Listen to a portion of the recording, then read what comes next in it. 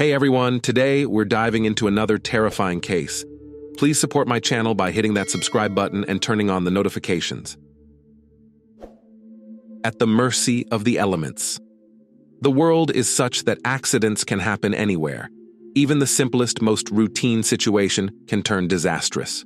We take risks every day, yet naively believe we control everything. Some people intentionally invite risk into their lives. For some, it becomes a constant pursuit tied to their professional activities, while others occasionally seek a thrill. Extreme hobbies like skydiving, rock climbing, caving, parkour, and more fall into this category. Diving is also on the list of dangerous pastimes. The desire to explore the ocean depths is understandable. Water and its inhabitants have always attracted both researchers and ordinary people. The vastness of the water space, far larger than land, adds to its intrigue. Diving is one of the most popular activities, but it's not the safest. Many things can go wrong. Oxygen deprivation, barotrauma, encounters with dangerous animals or strong currents, and more. The most unexpected thing can happen. You could be forgotten during an underwater excursion. What may seem like a joke at first is actually a reality. The story of the Lonergan family is a tragic confirmation of this. Though the events occurred back in 1998, and many safety protocols have since been implemented to prevent such occurrences, this story still chills to the bone. Imagine the horror experienced by the two spouses left alone at sea. A quarter of a century has passed since then, yet many continue to debate what really happened to the couple. Was their disappearance the result of tragic negligence or a deliberate decision to end their lives? Let's try to figure this out together. The long-awaited dive. On January 25, 1998, Thomas and Eileen Lonergan left their hostel in the Australian town of Cairns. Leaving the northeastern part of Queensland behind, the young couple headed further north to Port Douglas. Their goal, a long-anticipated dive into the waters of the Great Barrier Reef. The world's largest coral reef system had long been a magnet for avid divers. At the designated location, the 33-year-old man and 28-year-old woman boarded the boat Outer Edge, along with other like-minded individuals. A total of 13 pairs set out that day to St. Crispin's Reef. The one-day excursion, costing around $100, was full of promise. The package included 3 dives in a picturesque and safe location, all under the supervision of an experienced crew. It's worth noting that the company providing underwater tourism services was considered one of the best and had years of experience, so travelers could pursue their dreams with peace of mind. The weather on January 25th was ideal for the tourists. By all accounts, it was a perfect day for scuba diving. The water at the dive site was pleasantly warm. From the start, the couple declined the services of guide Catherine Traverso, relying on their extensive experience. The Lonergans had completed 160 dives in their lifetime and were considered seasoned divers. The boat's passengers donned their gear and jumped into the coral sea. The diversity of flora and fauna was stunning. The Great Barrier Reef is home to around 1,500 species of fish and 400 types of coral. When the dive time was up, a signal sounded from the boat, clearly audible underwater, indicating it was time to surface. Afterward, everyone emerged and returned to the vessel. Around 3 p.m., the protagonists of this story took their third dive, descending to a depth of 39 feet. The underwater tour was coming to an end, and time flew by unnoticed. Within an hour, everyone was back on board. According to the crew, a head count was conducted, and the number of divers matched the original count, 26 people. That evening, the Outer Edge arrived in Port Douglas, but not all the divers disembarked. It turned out several tourists were missing. However, what was more horrifying was that no one had noticed this. The same applied to the 2 bags that remained on board. To this day, it's unclear how the crew miscounted the passengers and failed to notice the belongings left behind. One way or another, the missing individuals were Thomas and Eileen Lonergan, together forever. Thomas and Eileen met while studying at Louisiana State University, where Eileen was learning the basics of scuba diving. They instantly liked each other and began dating. The couple was deeply in love and inseparable. They went camping, swam in the ocean, and attended parties together. Their relationship was admired by many and seemed ideal. Some even envied their genuine love. No matter what they did it together. Eileen had a great passion for diving. She spoke about it with such enthusiasm that Thomas couldn't resist and soon shared his beloved's interest. Over time, the young couple earned their certification in this field. Eventually, on June 24, 1988, they sealed their union in marriage. The wedding took place in Jefferson, Texas. Since both were born and raised in Louisiana and had never traveled abroad, they dreamed of seeing the world. Thomas and Eileen were also known for their kindness and compassion, so when they were offered the opportunity to join the Peace Corps, they eagerly agreed. The Lonergans were perfect candidates for this role. During their student years, they participated in numerous charity projects and events, offering help to those in need. The Peace Corps, an independent U.S. government agency, sends volunteers to assist struggling countries, promoting friendship and peace worldwide. After a successful internship in Tuvalu, a country in Polynesia, the couple moved on to Fiji, where they taught children from impoverished families. At the time of these events, they had been married for 10 years. By then, they had completed their mission and were planning to return to the U.S.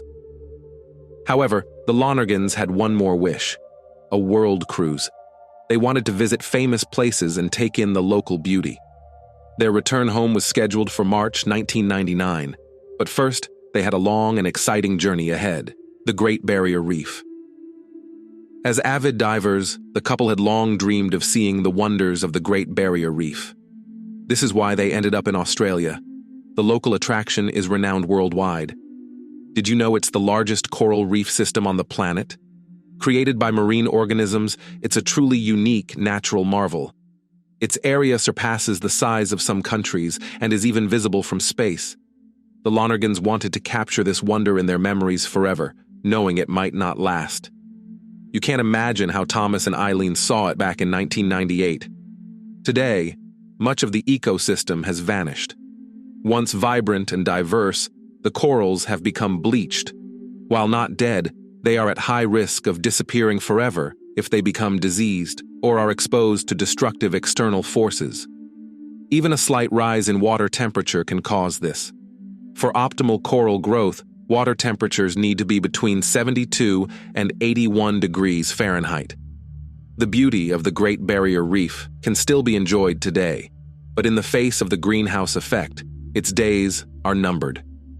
A significant coral bleaching event occurred in 1997 to 1998, which is why our couple was in such a hurry. They rushed to see the reef while it was still alive, only to encounter death instead. Criminal negligence. Based on general knowledge and film scenarios, we can imagine the scene that unfolded before the couple after they surfaced. An endless sea stretched around them, with no sign of the only symbol of safety: the outer edge boat. Two young people, without food or water, were left alone amidst the vast ocean. Surrounding them were threats in the form of dangerous sharks, the blazing sun, and the risk of dehydration. The desperate divers could only hope that their disappearance would be noticed and that they would be rescued in time. After all, according to the rules, the number of people on board must be counted multiple times, before the dive and after. Even if a miscount occurred, records should be made upon surfacing about the dive depth, air levels in the tanks, and so on. In short, the required documentation should have been kept. In the end, even if none of this had been done, the Lonergans' personal belongings remained on board, which surely couldn't have gone unnoticed. Initially, the couple likely thought it was a funny mistake, something they would laugh about later when telling their friends. But as the hours passed, nothing changed. Two at sea. The realization of the inevitable came slowly. No one wants to believe in the worst until the very end. Over time, the forgotten couple began to assess their situation more clearly. In reality, Thomas and Eileen could do nothing. There was no one in sight, and calling for help was pointless. Swimming to shore was equally impossible. There were no islands nearby. Despite being experienced divers, it was unrealistic to cover the 60-mile distance to land. Adding to their fears was the fact that Australia is home to the largest and most vicious sharks in the world. It wouldn't take much for these predators to attack the stranded tourists and deal with them. The couple had no tools to defend themselves from this looming threat. Nor did they have any water or food with them. It is known that the average life expectancy without water is 2 to 4 days. For some, this period may stretch a few extra days. While a person can survive much longer without food, water is essential. Without it, dehydration sets in after 5 to 7 days. How long a person can endure without sustenance depends on their health, body mass, willpower, and the climate. Regardless, death under these conditions is slow and agonizing. On top of that, they faced scorching heat, increasing the likelihood of sunstroke or heat exhaustion. The only two comforting thoughts at that moment were these.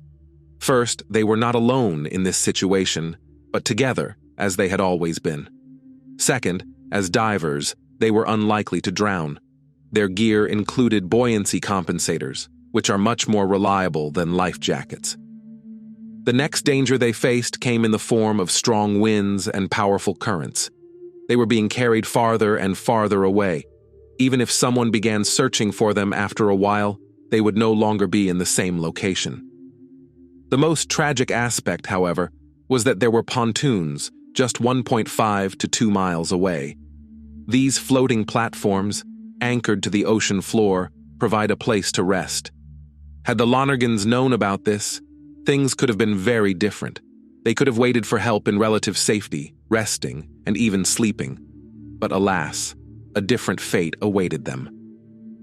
The couple was being swept into open waters, farther from any chance of rescue. With about 5 hours left until sunset, night, the most dangerous time, was approaching. For when everything sleeps, the sea comes alive. A chance at rescue. At this time, the 24 passengers of the Outer Edge and the crew had all disembarked. The exhausted tourists headed to their hotel rooms, and the boat's crew returned home to their families. No one gave a thought to anything being wrong. No one cared about the belongings left aboard. Everyone was simply tired after a busy day and eager for rest. The next day brought no significant changes. However, there was one moment that should have drawn attention.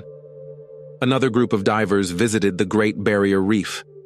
The familiar boat pulled up to its usual spot, and the tourists descended into the water. Upon resurfacing, one of them told a crew member that they had noticed diving weights on the ocean floor. These weights, part of a diver's equipment, are used to counteract buoyancy. Most likely, the discovered gear belonged to Thomas and Eileen, who had detached them. But the crew member didn't take the information seriously, chalking it up as an interesting find. Yet such items don't simply lie around on the ocean floor for no reason. The negligent worker should have treated the discovery with the attention and caution it deserved. Unfortunately, another mistake and act of negligence occurred. Had an alarm been raised, perhaps the search for the missing couple would have started sooner, and they might have survived. The cruel irony of fate, waiting for help and fighting for your life while people and a boat are not far away. Sadly, this is often the case. Life and death walk side by side. 2 days later. On January 27th, during the cleaning of the boat, someone finally noticed the forgotten belongings. Curious to find out who they belonged to, the bag was opened, revealing dry clothes, a wallet, and documents in the names of Thomas and Eileen Lonergan. The crew remembered seeing the couple 2 days prior. During that time, no one had come to claim the items, which was quite strange. This is when things started to become clear. The skipper who made the discovery immediately reported everything to the police. The investigation began right away. Everyone understood the gravity of 2 tourists disappearing. Law enforcement officers checked the missing couple's hotel room. Unsurprisingly, there were no guests inside. The hotel staff confirmed they had seen the couple before their trip on Sunday morning. After that, they never returned. However, No one had raised any alarms since the room had been prepaid, and it was assumed their excursion could have lasted several days. Tension mounted. The police interviewed the Outer Edge crew, as well as all the passengers from the past few days. It became apparent that no one had seen Thomas and Eileen for quite some time. Moreover, no one could recall if they had even come ashore. Each tourist had been busy with their own activities. The crew insisted that they had counted everyone before heading to shore, but perhaps they had counted the same couple twice. However, some tourists pointed out they hadn't noticed any counting at all, at least not out loud. The discovery of the weight belt was also mentioned. The search. Things were looking bad. To organize a large-scale search, the police called for triple reinforcements. 17 planes and 2 helicopters were dispatched. The Coast Guard, several private boats, and concerned citizens all joined the search effort. The area where the tourists had been left was scoured thoroughly. Over time, the search zone shifted. In 2 days, the current had carried the couple far away. Throughout all of this, Port Douglas was in an uproar. Everyone was shocked by the incident, holding out hope for a positive outcome. However, many understood that the chances of rescue after such a long period of inactivity were slim to none. The company that had organized the excursion realized the gravity of the situation and prepared to bear responsibility. The boat's crew knew they had been outrageously careless and negligent. Nothing could justify it. The large-scale search lasted 5 days. Continuing beyond that seemed pointless. By this time, anything could have happened to the couple. In the end, they could have died from dehydration or been attacked. The evidence. Supporting this, on February 5, 1998, a buoyancy compensator washed ashore near Indian Head, more than 100 miles north of Port Douglas. It was found to contain a tag with the name Thomas Lonergan. Interestingly, no bite marks from predators were found on it. This is when the case of the couple's disappearance became more convoluted. Shortly after, Eileen's wetsuit and a second buoyancy compensator presumed to be hers were also found. The wetsuit had cuts on it, leading some to suspect they were caused by shark teeth. However, if that had been the case, it's unlikely that anything would have been left of the suit. Later, forensic experts determined the tears were caused by coral. The wetsuit had even accumulated barnacles, indicating it had been in the water for quite some time. Forensic specialists suggested the wetsuit had been submerged since January 26th, the day after the described events. It's possible that, under the scorching sun and heat, combined with a lack of water, Eileen began experiencing delirium, causing her to remove her suit, which would have compromised her ability to stay afloat. Later, diving weights and oxygen tanks were found, some still containing air. However, none of the discovered items provided evidence of death caused by marine predators. What was clear was that the couple didn't have enough time for anyone to find them alive. On February 14th, the search for the missing couple was officially called off. 3 weeks is more than enough time for human bodies to be entirely consumed by the open ocean. According to all biological and anatomical principles, the Lonergans couldn't have survived unless they had been picked up by another boat. But if that were the case, they would have made contact. The last message. 6 months later, a diving slate belonging to the couple was found 160 miles from where the tourists had disappeared. This specialized slate is used for underwater communication and note-taking. Thanks to it, we now know how long Thomas and Eileen remained alive. On one side of the slate, the message read, Monday, January 26, 1998, 8 a.m. To anyone who can help us, we were left behind at Agincourt Reef on January 25, 1998 at 3 p.m. Please help us. Send assistance before we die. SOS. The couple realized they were on the verge of death and used every possible means to save themselves, even the smallest chance. On October 10, 1998, police officer Noel Noonan made an official statement. Authorities believed that the missing man and woman likely passed away between 8 a.m. on January 26th and February 2nd. Most likely, Their death resulted from dehydration or drowning. After being exposed to the hot sun for an extended period without water, they became exhausted and disoriented. The divers voluntarily shed their heavy gear, which had been keeping them afloat. One thing was clear in this situation. They were unlikely to have been eaten. The couple's family members were devastated by the loss. Their deaths seemed senseless and avoidable. Thomas and Eileen were young, with their whole lives ahead of them. But the crew's negligence proved fatal. A professional company, which had maintained a good reputation for years, failed to follow basic safety protocols. Justice. When it came time to face justice, Jeffrey Nairn, captain of the Outer Edge, stood trial for manslaughter. He was responsible for ensuring safety on board. The defendant swore that he had instructed one of the crew members to perform a head count after the final dive, but the crew member made an unforgivable mistake. Allegedly, 2 tourists were counted twice because they had gone for a swim after surfacing. Thanks to the defense's efforts, the Australian Supreme Court acquitted the boat captain in 1999. The defense attorney presented entries from the couple's diaries, which suggested they had grown weary of life, having seen and experienced everything, and wanted to depart voluntarily while they were still young. The relatives of the missing couple argued that Thomas had likely been in a depressed state when he wrote those entries, but that didn't mean he would have taken such a drastic step. Moreover, the couple would never have put others at risk of legal trouble. They were members of the Peace Corps, known for their compassion and sense of responsibility. It was also revealed that Thomas's words had been taken out of context, but the case was not reopened on those grounds. As for the diving company, it suffered an inevitable collapse. Its reputation could not be restored. Following the court's ruling, a massive fine was imposed on the company. The financial burden was too great, and the management declared bankruptcy. Was this justice? One way or another, the beautiful couple could never be brought back.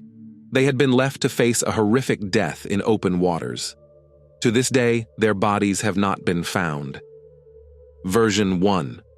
Perhaps the court's verdict was influenced by the speculation surrounding the missing couple. By the end of 1998, unexpected theories about what had happened began to surface in the media. It started to seem as if the tragic story had a secret motive, or perhaps the press was simply trying to create that illusion. One of the most popular theories was that it was a voluntary departure from life. The idea was that one spouse deprived the other of life, and then ended his own. This theory was seemingly supported by the personal diaries of the Lonergans. The claim was that their deaths were not due to negligence but were part of a carefully planned act by Thomas and Eileen. In support of this, personal writings were cited. 6 months before the event, Thomas wrote, "Like a student who has passed an exam, I think my life is wonderful and I'm ready to die. From what I can tell, my life can only go downhill from here. I've reached my peak and everything is going down." Eileen's thoughts were no less alarming. It was believed that she knew of her husband's desires and was willing to share them. A few weeks before the underwater excursion to the Great Barrier Reef, she wrote, "Tom wants to die a sharp and clear death, and he wants it to happen soon. He's not prone to ending his own life, but he has the desire to die, and I can support him in that." The theory suggests that the couple may have chosen this unusual method because both loved diving. There was something almost mystical about the idea of dying in a place where coral reefs were slowly dying as well. However, the couple's relatives didn't agree with this version. They were convinced that Thomas and Eileen wanted to live, which is why they had planned a vacation after their long mission. In addition, they had recently talked about having children. While they hadn't rushed into parenthood before, they had come to the realization that life would be more joyful with a child. They wanted to continue their family line and pass down their knowledge. It also came to light that journalists had used the couple's diary entries without regard for context, presenting speculation as fact. The spouse's words were twisted and misinterpreted. Version 2. Others believe that the Lonergans' deaths were staged. American researchers Hugh Merchan and Audrey Lindock, who investigated the case, supported this theory. They believed that Thomas and Eileen intended for their diary entries to be found and published. After all, How else would they have ended up in the media? It was revealed that the couple had financial problems that could have resulted in long prison sentences. The theory is that the couple never intended to return home after their trip, choosing instead to escape punishment. It is possible they were picked up by another boat, which had been hired for this purpose. Additionally, there were reports from people claiming to have seen the missing couple. Given the story's notoriety, their faces were recognizable to many. Over the years, police received multiple reports from eyewitnesses who said they had seen the Lonergans alive and well. However, after investigation, these reports turned out to be false. Some were not taken seriously at all. It was also established that since their disappearance, the couple's bank accounts had remained untouched, despite containing substantial sums of money. Sad conclusion. Officially, Thomas and Eileen are still considered missing. Their story served as the basis for the film Open Water, made in 2003 by a married couple who spent about $120,000 bringing the real-life events to the screen. The film helps viewers understand what the couple may have felt in such a dire situation. Each viewer can put themselves in their shoes and feel the helplessness that a person experiences when faced with the elements and predatory animals. The film touches on human negligence in many ways. Even in the final scenes, when fishermen find a scuba camera inside a shark's stomach belonging to the couple, the focus is on their indifference. One of them says, "I wonder if this thing works." Yet no one questions how it got there or what happened to its owner. Just as the crew of The Outer Edge had been careless with their duties, failing to notice the couple's personal belongings left behind. If everyone had done their job properly, the tragedy could have been avoided. Despite the different theories, it's most likely that Thomas and Eileen met their end. They were doomed to a slow and agonizing death. The only positive outcome of this entire situation was the tightening of safety measures in diving operations and the mandatory name-by-name headcount of divers on boats. Terrible consequences, a monstrous lesson. Thanks for watching, guys. Don't forget to subscribe to my channel. There are a lot of shocking stories coming up.